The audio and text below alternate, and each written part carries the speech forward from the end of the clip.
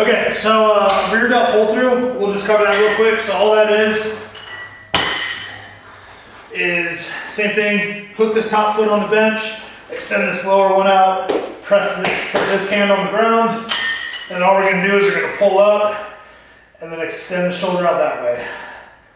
Here, up, down, up, down.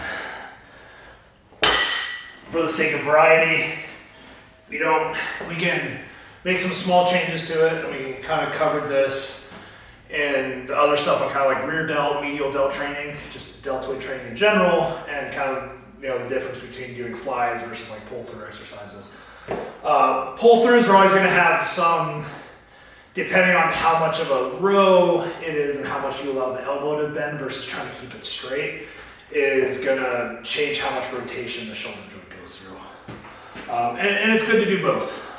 That rotation component's huge, especially for athletes that like throw and stuff like that. You want to have lots of rotational strength through the shoulder.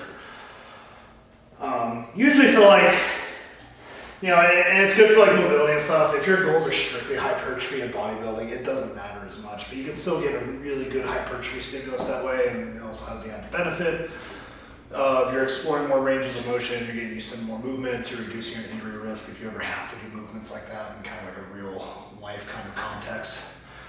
Because you don't have like these certain muscle groups that are just going to be really weak because you never train them or those movement patterns.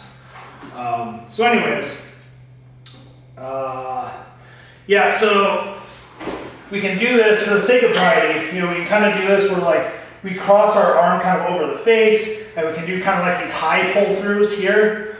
This way, we can kind of come up along, hug the body this way more.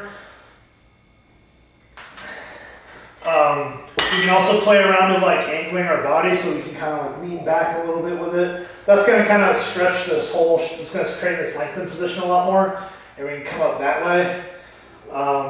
If we want to emphasize the shortened position and make it harder kind of through this part, we can kind of like rotate our body down towards the floor. Same thing, we can either hug the body this way. This is going to work a little bit more medial delt. If we come out here this way, this is going to work more rear delt, on this posterior part of the shoulder.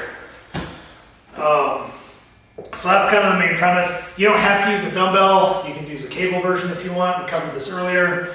You can just set the cables. You can play around with the angles of it if you want. So yeah, same thing. Come here, extend out here, or, and remember, there's also the whole, like, you can make it more like a fly, where we keep the arms straighter, depending on what angle we set. Or you can make it more like a pull through and we have more rotation in it. So you're kind of keeping the elbows tight and then we're rotating out and pushing arms out this way. So we can do that through any of these kind of ranges of motion.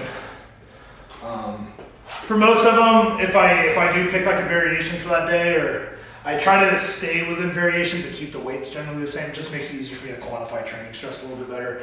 Keeps my training more consistent.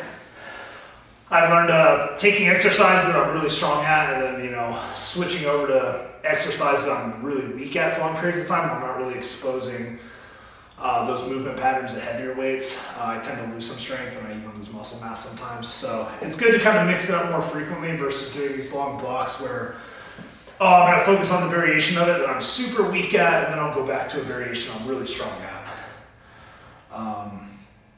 Yeah, also too, we can do like Y raises and stuff like that too. Same concept. Y raises are going to be really emphasized in medial delt, probably more than just about any other exercise you'll ever do. And that'll be best done. So you can set like a hand support somewhere like this, and kind of angle the body this way, and then you're just going to press up, kind of through this angle. You can make it harder by going through here. You can go straight arm with it. You can do it with cables. Same thing. You just go here, and then kind of do this pull through to press.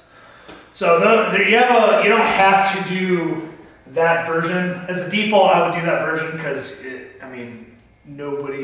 most people could stand to do more of that in their training. But if you want variety, you have a lot of other options in terms of shoulder training.